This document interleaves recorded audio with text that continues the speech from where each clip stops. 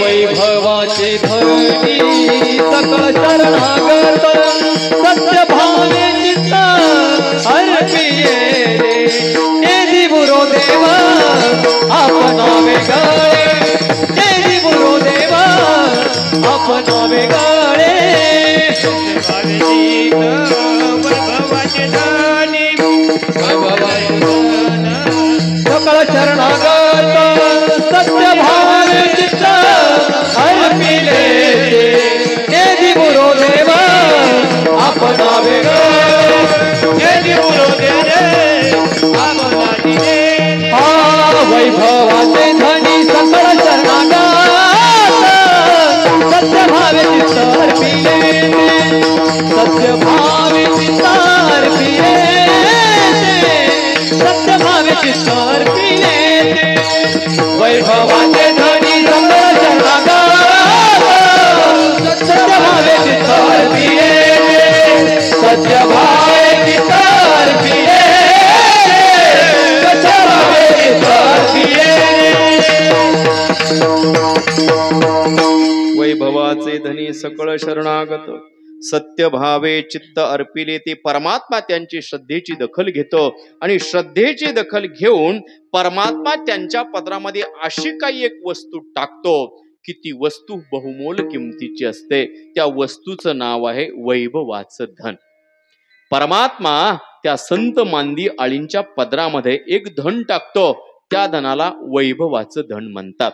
आपल्या दृष्टिकोनातून धन वेगळं आहे. आम्ही आमच्या शेतीवाडीला धन म्हणतो, आम्ही आमच्या गाडी बंगल्याला धन म्हणतो, आम्ही आमच्या पैशा अडक्याला धन म्हणतो, आम्ही आमच्या सोन्या चांदीला धन म्हणतो. पण संतांच्या दृष्टिकोनातून हा धनाचा त्यांचा विशेष नाहीये. कारण हे जे धन आहे हे धन मरकाय. पंचदशी कारण या धनाच्या पाठीमागे काही अनर्थ सांगितले. अर्थानाम अर्जनम क्लेशः तथैव परिपालने नाशे दुःखम व्यये दुःखम धीग अर्थन क्लेशकारिणः. पंचदशी कारण विद्यारण्य स्वामींनी सांगितलेलं हे धन मिळवताना दुःख आहे, सांभाळताना दुःख आहे. आणि ते धन गेलं तर माणसं चोरी झाली किंवा कुठे हरवलं तर दुःखच दुःख. माणसं रडत बसतात. कशामुळे? आमचं हरवलं, आमच्या गळ्यातलं ओढून नेलं. कीर्तनाला गेले, पंक्तीला गर्दी झाली, कोणतरी मेल्यानं तोडून नेलं.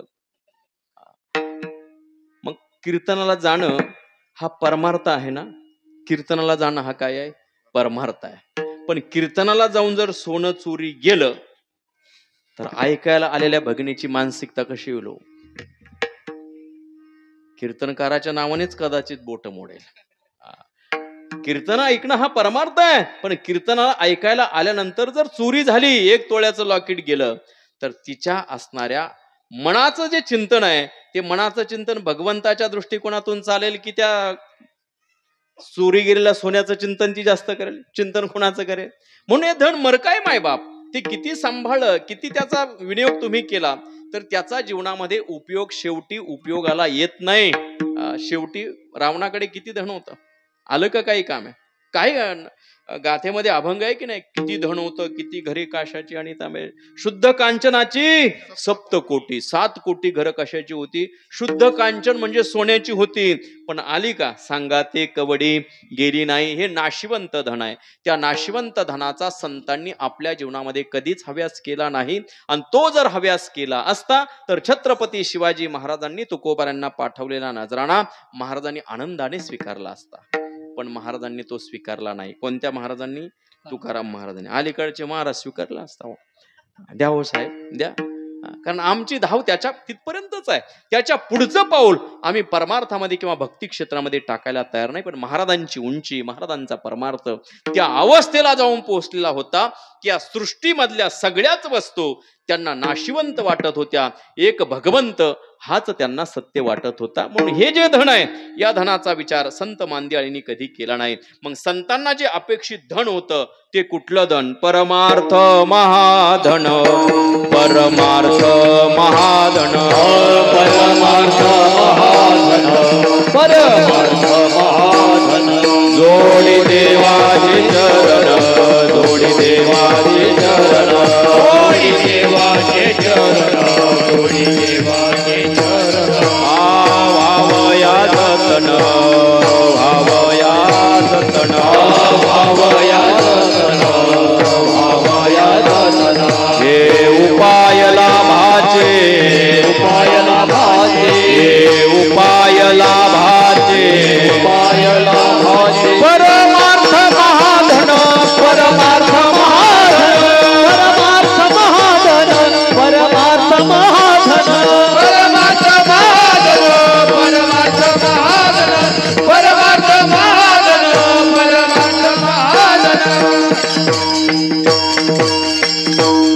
परमार्थ महाधन जोडी देवाचे चरण. जे धन देवाचं चरण जोडतं ते कोणतं धन आहे? परमार्थातलं महाधन आहे. जोडी देवाचे चरण व्हावया जतन. त्याला जतन करून ठेवायचं त्या धनाला. कोणत्या धनाला? ज्या धनामुळे परमात्म्याच्या चरणाला जोडलं जातो आपण, ते धन काय करायचं? जतन करून ठेवायचं. ते धन कोणतं आहे? ते धन म्हणजेच परमात्म्याची सेवा आहे, परमात्म्याचं चिंतन आहे, साधू संतांच्या ग्रंथाचं वाचन आहे, साधू संतांचं नामस्मरण आहे. हेच परमार्थातलं सगळ्यात महत्वाचं धन आहे. म्हणून ज्ञानोबराय सुद्धा बोलले, तू म्हण हे मीचे करी माझे भजनी प्रेम धरी सर्वत्र नमस्कारी मज एकाते. माझ्या भजनामध्ये प्रेम धर, हाच तुझा काय आहे? परमार्थ आहे. आणि हेच तुझं काय आहे? धन आहे. विठ्ठल विठ्ठल विठ्ठल विठ्ठल विठ्ठल विठ्ठल विठ्ठल. म्हणून आमच्या तुकाराम महाराजांनी या प्रपंचातल्या नात्या गोत्याला आणि प्रपंचातल्या धनाला किंमत दिली नाही दिली किंमत. महाराजांना विचार, नाटाचा पहिलाच अभंग पाहणावं आपण.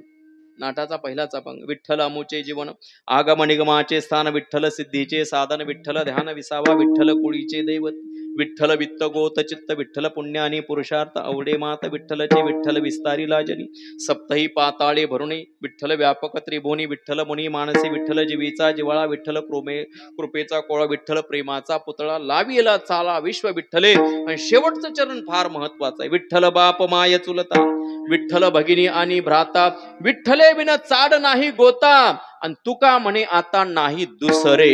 एक धरिला चित्ते एक धरिला चित्ते एक धरिला चित्ते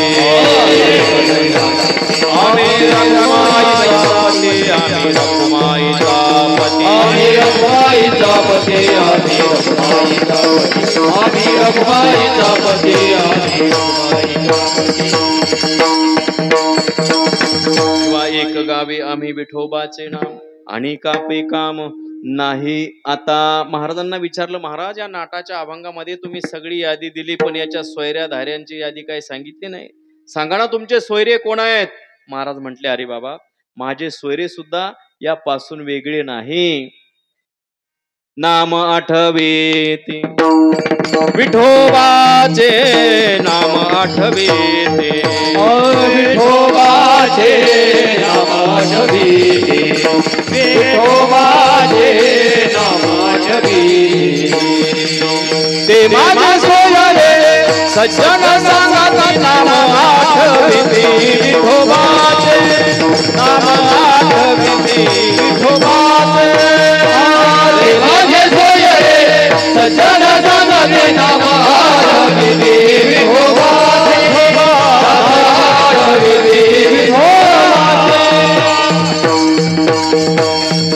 माझे सोयरे कोण आहेत?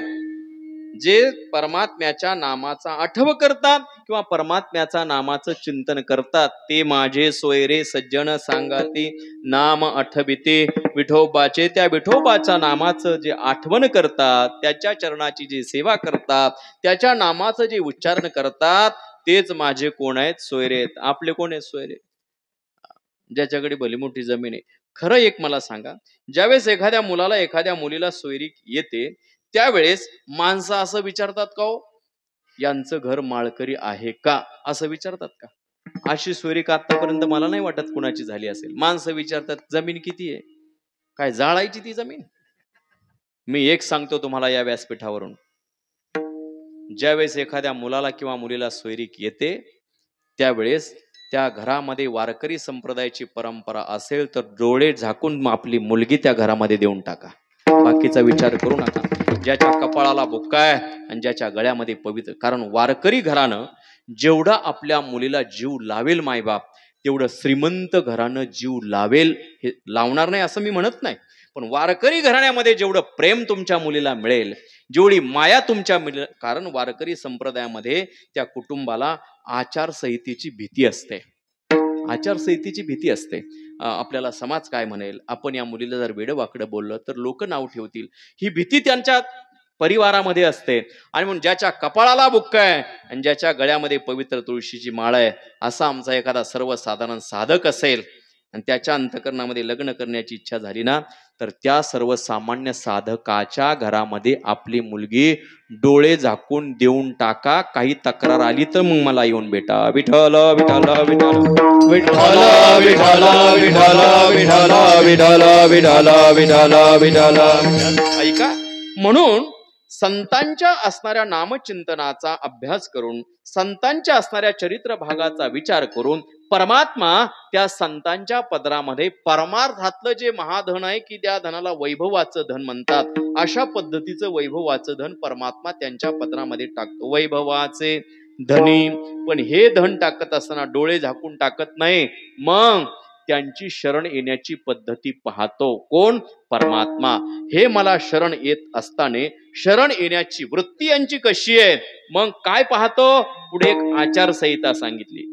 सकळ शरणागत, जे परमात्म्याची सर्वार्थाने शरणागती करतात त्यांच्या पदरामध्ये परमात्मा आपलं वैभवाचं धन टाकतो.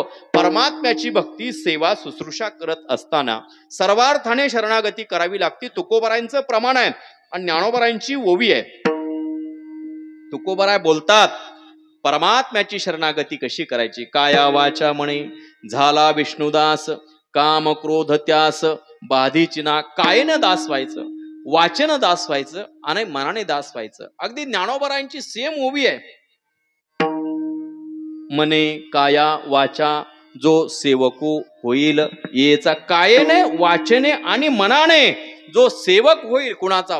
परमात्म्याचा होईल, ज्ञानोबारायांच्या ज्ञानेश्वरीचा होईल, ज्ञानोबारायांच्या नामचिंतनाचा होईल, ज्ञानोबारायांच्या सेवेचा होईल, असा जो दास होतो, जो सेवक होतो, त्याच्या पदरामध्ये परमात्मा वैभवाचं धन टाकतो. वैभवाचे धनी सकळ शरणागत. पण पुढे सुद्धा एक आचारसंहिता सांगितली. वैभवाचं धन टाकतो, पण सर्वार्थाने शरण येतो की नाही हे पाहतो. कोण? परमात्मा. कायेनं आलाय का, वाचेने आलाय का, मनाने आलाय का, ही शरणागती पाहतो. केवळ नुसती शरणागती पाहत नाही, ती शरण येण्याची पद्धती त्याची कशी आहे. जर त्याच्या अंतकरणामध्ये शरण येत असताना सत्य भावनेने तो जर शरण येत नसेल किंवा चित्त समर्पित करत नसेल, तरी सुद्धा परमात्मा त्यांच्या पदरामध्ये वैभवाचं धन टाकत नाही. मग शरण येण्याची पद्धती कशी असावी? सत्य भावे चित्त अर्पिलेते. त्याचं जे चित्त आहे ते चित्त परमात्म्याला सत्य भावनेने अर्पण केलेलं असावं. जो परमात्म्याला सत्य भावनेने आपलं चित्त अर्पण करून परमात्म्याची काया वाचा आणि मनाने सेवा करतो, त्यांच्या पदरामध्ये परमात्मा आपलं वैभवाचं धन टाकतो. वैभवाचे धनी सकळ शरणागत. का हो महाराज? आम्ही अनंत काळापासून परमात्म्याची सेवा करतो, कीर्तन करतो, हरिपाठ करतो, वारीला जातो, कीर्तन ऐकतो, सगळ्या गोष्टी आम्ही करतो, पण आतापर्यंत त्या परमात्म्याने आमच्या पदरामध्ये कधी वैभवाचं धन टाकलंच नाही. परमात्मा असं का बरं करतो? त्यांच्याच पदरामध्ये तो वैभवाचं धन का टाकतो? आमच्या पदरामध्ये परमात्म्याने आतापर्यंत ते वैभवाचं धन का टाकलं नाही? तुकाराम महाराज म्हणतात, परमात्म्याचा तो स्वभाव आहे काय? जो सत्य भावनेने परमात्म्याची सेवा काया वाचा मनाने करतो, त्याच्या पदरामध्ये परमात्मा आपलं वैभवाचं धन टाकतो. हा त्याचा स्वभाव आहे. अभंगाचं दुसरं चरण. नेदी उरो देव नावे गए, नेदी उरो देव नावे गए, नेदी उरो देव नावे गए, नेदी उरो देव नावे गए, नेदी उरो देव नावे गए, नेदी उरो देव नावे गए, नेदी उरो देव नावे गए, नेदी उरो देव नावे गए. भावाची अबळे छाया ठाव, भावाची अबळे छाया ठाव,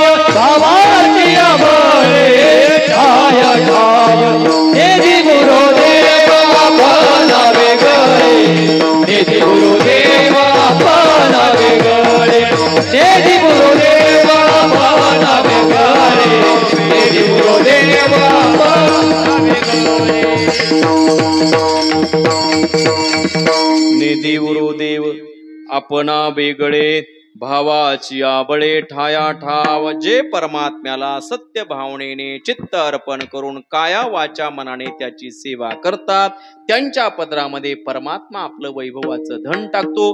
परमात्मा त्या भक्तांना आपल्यापासून वेगळं ठेवत नाही. का ठेवत नाही त्याचं कारण महाराज सांगतात. ने देवरो देव आपणा वेगळे भावाची बळे ठाया ठाव, हा परमात्म्याचा स्वभाव आहे. काय? सत्य भावनेने चित्त अर्पण करून काया वाचा मनाने जे परमात्म्याची शरणागती करतात, त्यांच्याच पदरामध्ये आपलं वैभवाचं धन टाकणं हा परमात्म्याचा स्वभाव आहे.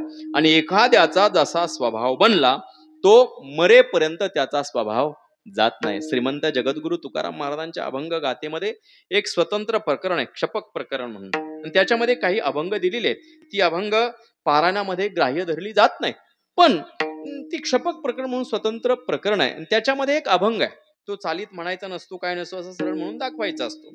आधी होता वाग्या दैवयोगी झाला पाग्या, त्याचा एळकोट राहिना मूळ स्वभाव जाईना. आधी होती दासी पट्ट राणी केले तिसी, तिचे हिंडणे राहिना मूळ स्वभाव जाईना. आधी होता ग्रामजोशी राज्यपद आले त्यासी, त्याचे पंचांग राहिना मूळ स्वभाव जाईना. आधी होता संत संग तुका झाला पांडुरंग, त्याचे भजन राहिना मूळ स्वभाव जाईना. हा स्वभाव आहे. ज्याचा जसा स्वभाव असतो तो मनुष्य मरेल, पण त्याचा स्वभाव धर्म. आम्ही ऐकतो की नाही बऱ्याच वेळेस, कुत्र्याचं शेपूट आहे, किती महिने ते नळीमध्ये घातलं, नळी काढली तरी कुत्र्याचं शेपूट परत म्हणतं जय हरी, असं परत वरतीच आहे ते. का? त्याचा तो स्वभाव आहे.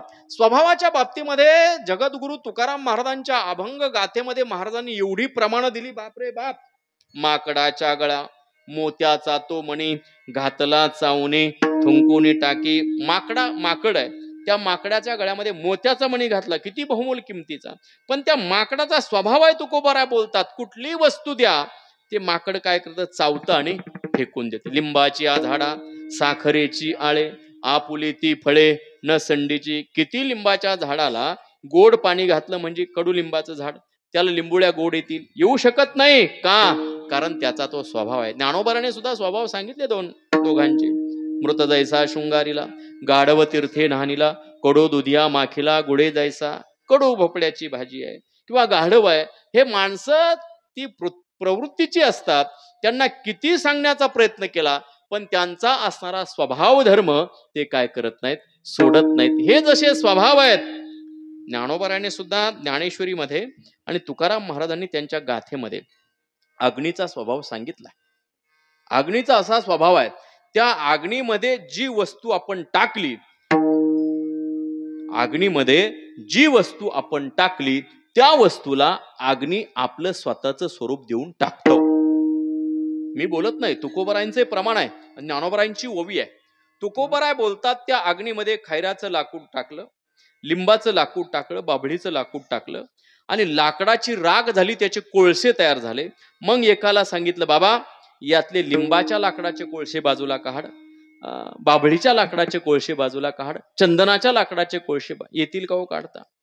नाही. अग्नी माझी गेले तेची अग्नी होऊन ठेले. तुकोबराय बोलतात, काय उरले तयापण मागील ते नाम गुण. ज्ञानोबरायांची ओवी आहे. का खैर चंदन काष्टे हे विवंचना तवची घटे, जवन घापटी एक वटे अग्नी माझी. हे खैराचं लाकूड आहे, हे चंदनाचं लाकूड आहे, हा भेदभाव कुठपर्यंत आहे? अहो, जोपर्यंत ती अग्नीची संगती करत नाही तोपर्यंत हा भेदभाव आहे. अग्नीच्या संगतीमध्ये गेले रे गेले बाप, की अग्नी आपलं स्वतःचं स्वरूप त्यांना देऊन टाकतो. तसं परमार्थ क्षेत्रामध्ये एकदा की तुम्ही आपलं अंतकरण, ज्ञानोबरायांच्या भाषेमध्ये, हृदया हृदय एक झाले, ये हृदयची ते हृदय घातले, द्वैत न मोडिता केले अपना ऐसे अर्जुना. आपलं जे हृदय आहे ते हृदय अंतकरण पूर्वक कुणाला समर्पित करायचं? परमात्म्याला समर्पित करायचं. आता हृदय काढून कुठं देवाला देता येत असतं का? देवाला हृदय आपलं काढून देता येत नाही. ती काय शस्त्रक्रिया प्रक्रिया इथे नाहीये. इथे समर्पण प्रक्रिया ज्ञानेश्वर महाराजांनी सांगितलेली आहे. भगवंताच्या ज्ञानोबरायांच्या मुखातून प्रत्यक्ष भगवंत बोलतात, हृदया हृदय एक झाले. देवाचं हृदय आणि भक्ताचं हृदय ज्या दिवशी एक होतं मायबाप, त्या दिवशी देव आणि भक्त तुझा नाही विचार. देवते संत, देवते संत, निमित्त त्या प्रतिमा. हा देव आहे आणि हे संत आहे. या वृत्तीवरती राहा म्हणून आमचे संत बोलतात ना, मी तो पण जाऊ दे दुरी, एकची घोंगडी पांघरू हरी. ही अवस्था कधी होते? ज्यावेळेस देवाचं आणि भक्ताचं अंतकरण हे एक होतं, त्यावेळेस ही अवस्था येते. तोपर्यंत नाही. आमच्या दृष्टिकोनातून नाही. आमच्या दृष्टीमध्ये माणसाला माणूसच आम्ही म्हणू, स्त्रीला स्त्रीच म्हणू, हार्मोनियम वादकांना हार्मोनियम वादकच म्हणू, यांना मृदंगाचार्यच म्हणू, आम्हाला कीर्तनकारच म्हणू, गायकांना गायकच म्हणू. ही आमची दृष्टी आहे. पण आमची श्रीमद भगवद्गीता आम्हाला असं सांगते की ज्यावेळेस या सृष्टीतल्या चराचरामध्ये समोहम सर्वभूतेषु तिष्ठन्तम परमेश्वरम, जे जे भेटे भूत ते ते मानिजे भगवंत, हा भक्ती योग निश्चित जाण माझा. ही अवस्था जी आहे, ही अवस्था कधी येते? ज्यावेळेस तो भक्त, तो साधक आपलं जे चित्त आहे, आपलं जे हृदय आहे, ते हृदय श्रद्धेने कुणाला समर्पित करतो? परमात्म्याला समर्पित करतो. श्रद्धा ही फार महत्वाची आहे. ती श्रद्धा त्या परमात्म्याच्या चरणारविंदावरती नामस्मरणाच्या द्वारा समर्पित केली की परमात्मा त्या भक्ताला आपलं हृदय देऊन टाकतो. तसं तर प्रत्येकाच्या हृदयामध्ये कोण आहे? राम आहेच की नाही? आमची ओवी पाठ आहे आणि ज्ञानोबरायांच्या हरिपाठातलं प्रमाणही पाठ आहे की नाही पाठ? सर्वा घटी राम देहादेही एक, सूर्यप्रकाशक सहस्रश्मी तैसा हृदयामध्ये मी रामू, असता सर्व सुखाचा आरामू. पण पुढचं महत्वाचं आहे, का भ्रांतासी कामो विषारे. राम आहे सगळ्याच्या हृदयामध्ये, पण तो प्रगट कोणी करायचा? कीर्तनकाराने. ज्याच्या हृदयातला राम त्यानेच प्रगट करावा लागत असतो. तो राम प्रगट व्हावा असं वाटत असेल तर त्याच्याकरता माझ्या ज्ञानोबरायांच्या ज्ञानेश्वरीचं पारायण आहे, त्याच्याकरता माझ्या श्रीमंत जगद्गुरु तुकाराम महाराजांच्या गाथेचं पारण आहे, त्याच्याकरता घरामध्ये निवांत क्षणी ज्यावेळेस आपण बसू त्यावेळेस जो देव आपल्याला आवडेल, जे संत आपल्याला आवडतील, जे साधू आपल्याला आवडतील मायबाप, त्यांचं ज्ञानोबरांनी किती डिस्काउंट दिला पहा ना आपल्याला. तरी गायसे करी या आठा पहारा माझारी, मोटके निमिष भरी दे तुझे. माझ्याकरता फार वेळ देऊ नका, मग थोडं द्या. किती द्या माऊले? निमिष द्या हो. निमिष म्हणजे सेकंद. एक क्षणाचा वेळ, एक सेकंदाचा वेळ मला द्या. पण त्या वेळेमध्ये परमात्म्याचं चित्त आणि त्या भक्ताचं चित्त हे एक झालं पाहिजे. आणि एक झालं की मग परमात्मा त्या भक्ताला आपल्यापासून मरेपर्यंत परत कधी करणार नाही, वेगळा करणार नाही, बाजूला करणार नाही. का करणार नाही? हा माझ्या भगवंताचा स्वभाव आहे. निधी उरो देव आपणा वेगळे, आपल्यापासून वेगळा ठेवत नाही. पण हे करत असताना भावाचं बळ परमात्मा पाहतो. भावाची या बळे ठाया ठाव. बळ भरपूर आहे ना. सत्तेचं बळ आहे, धनाचं बळ आहे, संपत्तीचं बळ आहे, वेगवेगळी बळ आहेत. पण ही बळ या भावनेच्या बळापुढे तुच्छ बळ आहेत. भावापुढे बळ नाही कोणाचे सबळ. ज्ञानोबा हरिपाठामध्ये हेच आम्हाला सांगतात. भाव बळे आकळे रविना कळे, भाव बळे आकळे रविना कळे, भाव बळे आकळे रविना, भाव बळे आकळे रविना कळे, करतळे आवळे करतळी आवळे तैसा हरे, तैसा हरे, करतळी आवळे तैसा तैसा हरे, करतळी आवळे तैसा हरे, तैसा. परमात्मा कशाने आकळला जातो? भावनेने आकळला जातो. थोर प्रेमाचा भुकेला हाचे दुष्काळ त्याला. परमात्म्याला आकळ करायचं असेल, त्याला आपलंस करायचं असेल तर भावनेचं बळ हे सगळ्यात श्रेष्ठ बळ आहे आणि त्या बळाने तो परमात्मा आपलासा होतो. पण एक चांगले ज्ञानी साधक होते, ते तुकाराम महाराजांना म्हटले, महाराज आमचे एवढे ग्रंथ सुटलेले आहेत, आमचे एवढे पंचदशी सुटलेली, विचारसागर सुटलेला आहे, आमचं सगळं खंडन मंडन झालेलं आहे. आम्हाला तर असं सांगितलं गेलं की मोक्ष हा भावनेतून उत्पन्न होत नाही. मोक्षाची प्राप्ती ही ज्ञानाने होते. ज्ञानेन मोक्ष नतु मुंडनेन. परमात्मा प्राप्त करायचा असेल तर ज्ञानाने तो परमात्मा प्राप्त होतो. आणि तुम्ही तर म्हणता भावनेतून परमात्म्याची प्राप्ती होते. मग त्या सिद्धांताचा घात होईल. कोणत्या? ज्ञानेन मोक्ष. मोक्षाने ज्ञानाची प्राप्ती होती, त्या सिद्धांताचा घात होईल ना. तुकोबराय बोलतात, हे सगळे ग्रंथ, या सगळ्या प्रक्रिया मला ज्ञात आहेत बाबा, पण यांची शरण येण्याची पद्धती थोडी वेगळी आहे. कशी आहे? जाणोनी नेनोनी अंगा आली दशा मग होय इच्छा आपणची तिसरं चरण. तुकोबराय बोलतात, हे अगोदर जाणते होतात, जाणोनी, आणि नंतर काय होतात? नेमते होतात.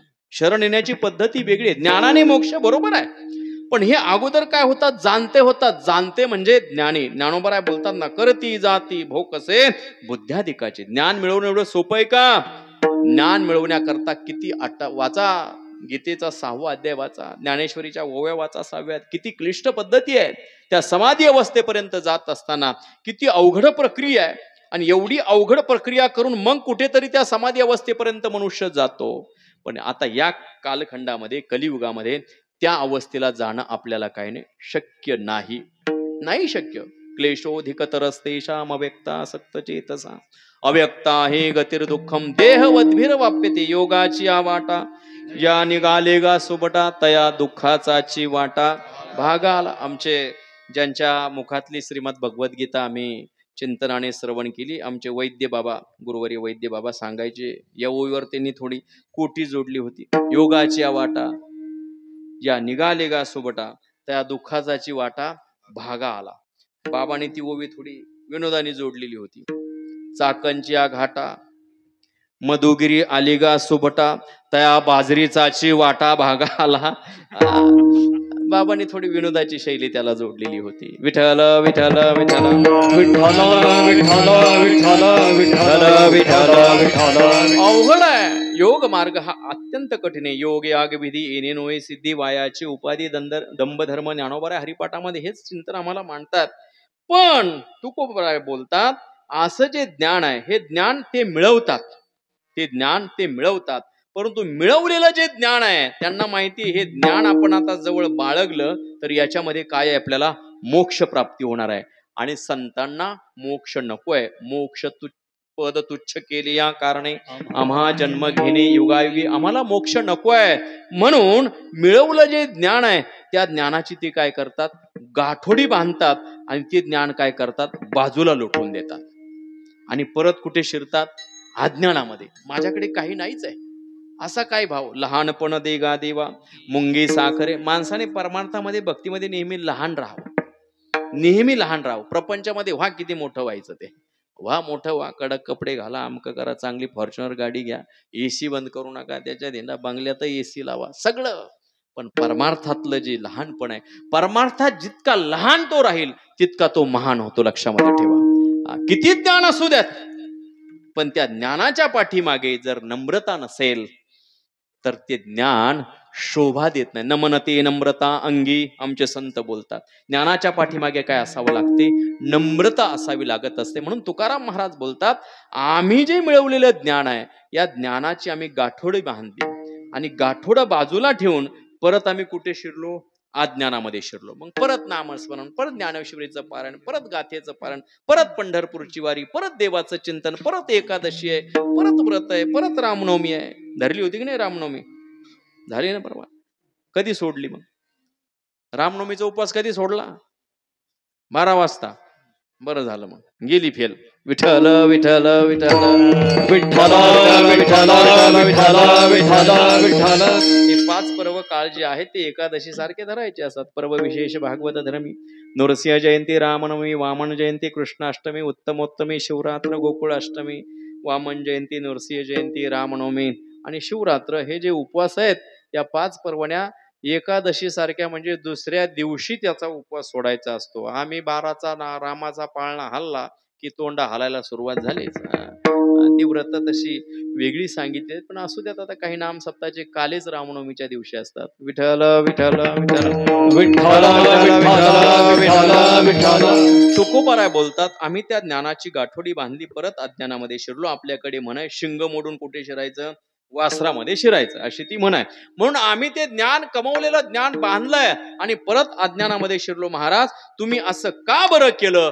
त्याचं उत्तर दृष्टांताच्या द्वारे अभंगाच्या शेवटच्या चरणात. तुका म्हणे बारे धाकट्याची जीणे, तुका म्हणे बारे धाकट्याची जीणे, तुका म्हणे बारे धाकट्याची जीणे, तुका म्हणे बारे धाकट्याची जीणे, तुका म्हणे बारे धाकट्याची जीणे, तुका म्हणे बारे धाकट्याची जीणे, तुका म्हणे बारे धाकट्याची जीणे, तुका म्हणे बारे धाकट्याची जीणे. माता स्तनपाने वाढविती, माता स्तनपाने वाढविती, नेजी बुरो देवा आपण वेगळे, नेजी बुरो देवा आपण वेगळे. माता स्तनपाने वाढविती, माता स्तनपाने वाढविती, नेजी बुरो देवा आपण वेगळे, नेजी बुरो देवा आपण वेगळे. भावाची बणे ठाया ठाव, भावाची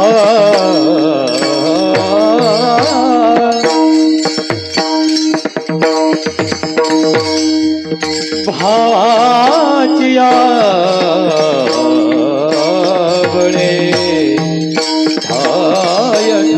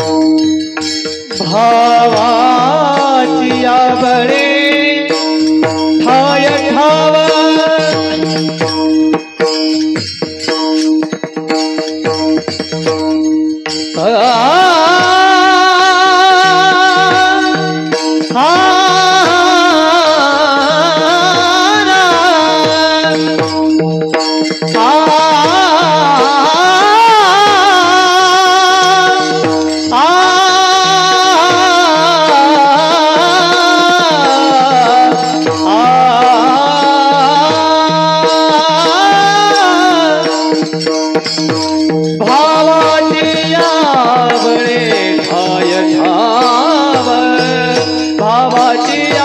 बळे ठाव ठाव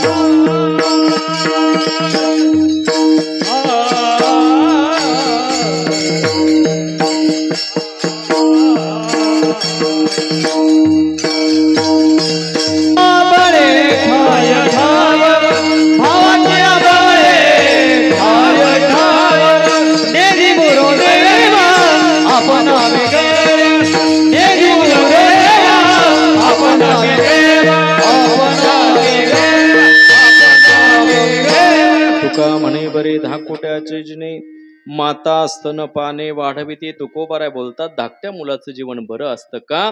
त्या धाकट्या मुलाला आई आपल्या मांडीवरती घेते, मांडीवर घेऊन तिच्या स्तनातील पवित्र दूध ती आई त्या धाकट्या मुलाला पाजते. एकदा की आईने धाकट्या मुलाला आपल्या मांडीवर घेऊन तिच्या स्तनातलं पवित्र दूध पाजलं की ते मूल काय होतं? तृप्त होतं. आणि तृप्त झालं म्हणजेच ते समाधानाला पावतं.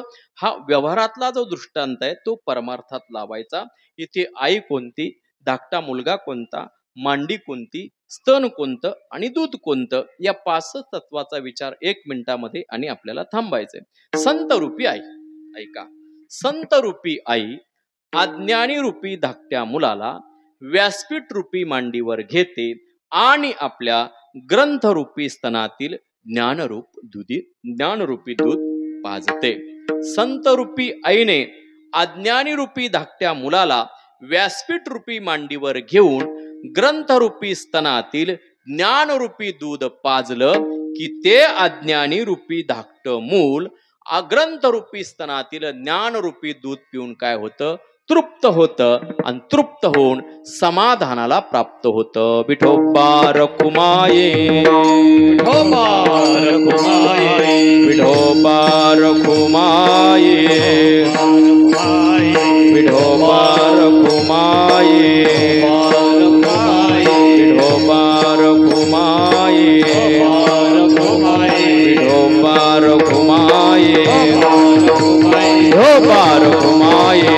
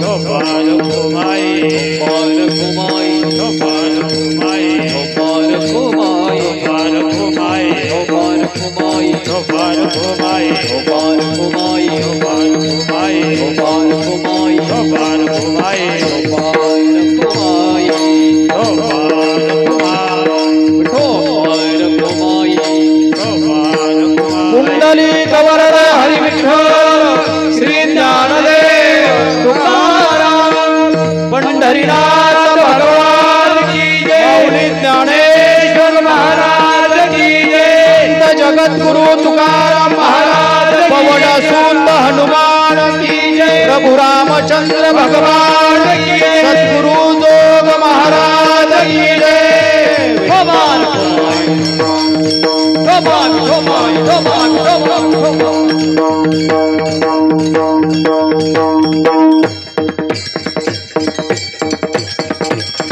वैभवाचे धनी सकळ शरणागत सत्य भावे चित्त अर्पिले तेने देऊरो देव अपना बेगळे भावाची आबळे ठाया ठाब जानोनी नेनोनी अंगा आली दशा मग होय इच्छा आपणाची तुका म्हणे बरे धाकुट्याचे जिने माता स्तन पाने वाढविते ने देऊरो देव अपना वेगळे भावाची आबळे ठाया ठाव यथामती यथावकाश अभंगावर काहीस अल्प बुद्धिमत्ताने मांडण्याचा प्रयत्न केला. जे काय बरोबर आहे ते सद्गुरु जोग महाराज वारकरी शिक्षण संस्थेमधील गुरुजनांच्या समोर बसून केलेलं श्रवण आपल्या पुढे मांडण्याचा प्रयत्न केला. बोलण्याच्या ओघामध्ये एखादं चुकीचं वक्तव्य, एखादं चुकीचं प्रमाण आपल्याला न पटेल न पचेल असं वक्तव्य घडलं गेलं असेल तर ते कदाचित माझ्या बुद्धीचे दोष असतील. ते माझे मला परत द्या. करबिली तैसी केली कटकट वाकडे की नीट देव जाणे.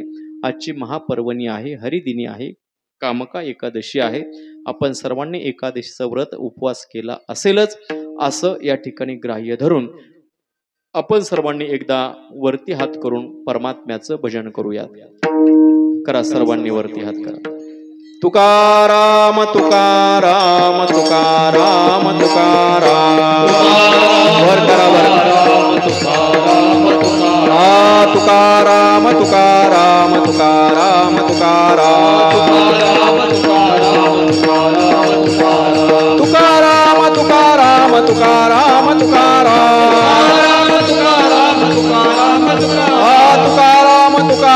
तुकाराम तुकाराम तुकाराम तुकाराम तुकाराम तुकाराम तुकाराम तुकाराम तुकाराम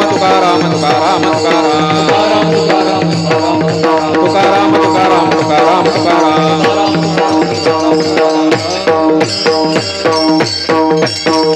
ज्ञानेश्वर माऊली ज्ञानराज माऊली हरी ज्ञानेश्वर माऊली ज्ञानराज माऊली ज्ञानेश्वर माऊली ज्ञानराज माऊली ज्ञानेश्वर माऊली ज्ञानराज वैभवाचे धने सकळ शरणागत सत्य भावे चित्त अर्पिले ते नेदी गुरु देवापना वेगळे भावाचे आवळे ठाया ठाव. ज्यांच्या माध्यमातून या ठिकाणी आपल्या या खुपटी गाव ग्रामी येण्याचा योग आला, आमचे सद्गुरू जोग महाराज वारकरी शिक्षण संस्थेमध्ये ज्यांनी आणि आम्ही पहिल्या वर्षापासून तर चौथ्या वर्षापर्यंत एकत्र म्हणजे एका वर्गात राहून अध्ययन केलं, अध्यात्माचे धडे घेतले असे आमचे गुरुबंधू वारकरी संप्रदायातील आचारशील, ज्ञानशील, चारित्र्यशील असणारं, चारित्र्य संपन्न असणारे व्यक्तिमत्व, आपल्या सर्वांच्या सुपरिचित मार्गदर्शक हरिभक्तिपरायण भगवानजी महाराज जंगले शास्त्री रामकृष्ण आश्रम गोणेगाव यांच्या मार्गदर्शनाने आणि साधू संतांच्या आशीर्वादाने हा नामयज्ञ चालू आहे. या नामयज्ञामध्ये तन मन धनाने, अन्नदानाने आणि सेवेने आपली असणारी जी आहुती आहे, आहुती आपण देत आहात.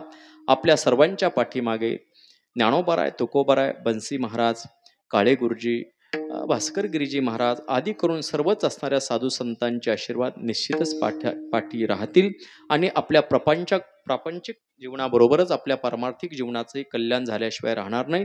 आणि ते कल्याण होण्याकरता ज्ञानोबा तुकोबारायांनी आपल्याला सद्बुद्धी देऊन आपल्या जीवनामध्ये, आपल्या दैनंदिन जीवनातला 1 मिनिटाचा वेळ आपण काढून दररोज माझ्या ज्ञानोबारायांच्या ज्ञानेश्वरीची 1 ओवी वाचा आणि तुकोबारायांच्या गाथेचा 1 अभंग वाचा. आपल्या जीवनाचं कल्याण झाल्याशिवाय राहणार नाही. एवढीच एक प्रार्थना या निमित्ताने करतो आणि माझ्या वाणीला या ठिकाणी विराम देतो. आदरणीय हरिभक्तिपरायण रोडे महाराज ही या ठिकाणी उपस्थित आहेत, त्यांनाही धन्यवाद देतो. सर्व आमची बाल वारकरी महाराज मंडळी, मृदंगाचार्य, गायनाचार्य, आमचे हार्मोनियम वादक विनेकरी बाबा चोपदार, या कार्यक्रमाचं आयोजन नियोजन करणारे सर्व ग्रामस्थ आणि सप्ताह संयोजक मंडळी यांनाही कोटी कोटी धन्यवाद देतो आणि माझ्या वाणीला या ठिकाणी विराम देऊन थांबतो. विठ्ठल जय जय विठ्ठल होईल आणि तदनंतर काही उद्याच्या सूचना देतील. तोपर्यंत गडबड करायची नाही. आपण सर्वांनी शांततेने 2 मिनिटं फक्त बसायचंय. विठ्ठल जय जय विठ्ठल, ज्ञानोबा, ज्ञानदेव तुकाराम होईल, पुंडलिक वरदा होईल आणि 2 मिनिटं पुढचं असणाऱ्या उद्याच्या कार्यक्रमाचं काय नियोजन असतील ते आमचे महाराज सांगतील. तोपर्यंत कुणीही जागा सोडायची नाही. विठ्ठल जय जय विठ्ठल, विठ्ठल जय जय विठ्ठल. आ बोलिले वेडी बाकुडी उत्तरे महाराज महाराज तुम्ही